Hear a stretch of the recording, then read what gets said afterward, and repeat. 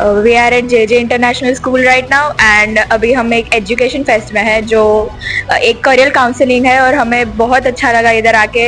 जो भी काउंसलर्स आए उन्होंने बहुत अच्छे से जो भी यूनिवर्सिटीज का था सब अच्छे से एक्सप्लेन किया। Today's counseling was very helpful for me as I came to know a lot of things that I wasn't aware of related my career choices. સો આજે જે ઇન્ટરનેશનલ સ્કૂલમાં એજ્યુકેશન ફેસ્ટનું આયોજન કરેલ છે અને અમે અહીંયા આવ્યા. અહીંયા દરેક કન્ટ્રી જેમ કે યુએસએ, કેનેડા, યુકે, ઓસ્ટ્રેલિયા બધી જ કન્ટ્રીનું કાઉન્સિલિંગ છે.